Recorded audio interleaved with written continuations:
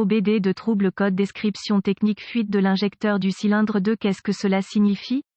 Il s'agit d'un code d'anomalie de diagnostic (DTC) du groupe motopropulseur générique et s'applique généralement aux véhicules OBDII. Cela peut inclure, mais sans s'y limiter, les véhicules de, etc. Bien que génériques, les étapes de réparation exactes peuvent varier selon l'année, la marque, le modèle et la configuration du groupe motopropulseur. Si votre véhicule équipé OBD2 a enregistré un code P02A1, cela signifie que le module de commande du groupe motopropulseur (PCM) a détecté un éventuel fuite d'injecteur de carburant pour un cylindre particulier du moteur. Dans ce cas, c'est le cylindre croisillon 2. Les injecteurs de carburant automobiles nécessitent un degré précis de pression de carburant pour fournir une mesure exacte de carburant dans un motif pulvérisé avec précision dans la chambre de combustion de chaque cylindre. Les exigences de ce modèle précis exigent que chaque injecteur de carburant soit exempt de fuite et de restriction. Le PCM surveille des facteurs tels que le degré de compensation de carburant requis et les données du capteur d'oxygène d'échappement, combiné avec la position du vilebrequin et la position de l'arbre à cames, pour détecter une condition pauvre et localiser le cylindre du moteur qui connaît un dysfonctionnement. Les signaux de données provenant des capteurs d'oxygène alertent le PCM de la teneur en oxygène pauvre de l'échappement et également de la banque du moteur qui est affectée. Une fois qu'il est déterminé qu'il y a une condition d'échappement pauvre sur une rangée spécifique du moteur, la position de l'arbre à cames et du vilebrequin aide à déterminer quel injecteur a un problème. Une fois que le PCM a établi qu'il y a une condition pauvre et localisé l'injecteur de carburant affecté sur le cylindre N°2, un code P02A1 sera stocké et un témoin indicateur de dysfonctionnement 1000 peut être allumé. Certaines applications de véhicules peuvent nécessiter plusieurs cycles de défaillance pour qu'un 1000 soit allumé. Une coupe transversale d'un injecteur de carburant typique. Quelle est la gravité de ce DTC?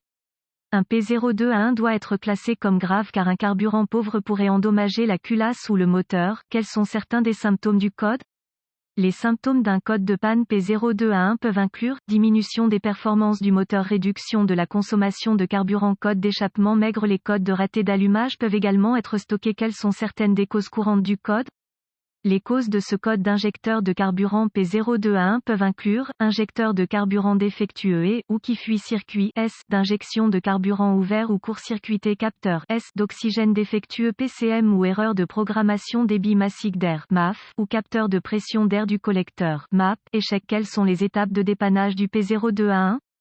Les codes liés au MAF et au MAP doivent être diagnostiqués et réparés avant d'essayer de diagnostiquer un code P02A1. J'aime commencer mon diagnostic par une inspection générale de la zone du rail d'injection de carburant. Je me concentrerai sur l'injecteur de carburant en question, cylindre croisillon 2. Inspecter l'extérieur pour détecter des signes de corrosion et ou de fuite. S'il y a une forte corrosion à l'extérieur de l'injecteur de carburant en question, ou s'il fuit, soupçonnez qu'il a échoué. Si aucun problème mécanique évident n'est découvert dans le compartiment moteur, plusieurs outils seront nécessaires pour un diagnostic précis: un scanner de diagnostic, un voltomètre numérique DVOM, un stéthoscope automobile, une source fiable d'informations sur le véhicule. Ensuite, je connecterai le scanner au port de diagnostic du véhicule et récupérer tous les codes stockés et les données d'arrêt sur image. Ce sera utile à mesure que mon diagnostic se déroule. Maintenant, je voudrais effacer les codes et tester le véhicule pour voir si le P02A1 est réinitialisé. Si le code P02A1 revient immédiatement, utilisez le scanner pour effectuer un test d'équilibre d'injecteur afin de vérifier que le raté d'allumage est un problème d'injecteur. Une fois que vous l'avez fait, passez à l'étape 1, étape 1 avec le moteur en marche. Utilisez le stéthoscope pour surveiller de manière audible l'injecteur de carburant en question. Un cliquetis audible doit être entendu et répété dans le motif. Si aucun son n'est présent, passez à l'étape 2. S'il est tendu ou intermittent, soupçonnez que l'injecteur du cylindre N°2 est en panne ou obstrué. Comparez les sons de ce cylindre injecteur à d'autres pour comparaison. Si nécessaire, étape 2, utilisez le DVOM pour tester la tension et une impulsion de masse, lorsque le moteur tourne.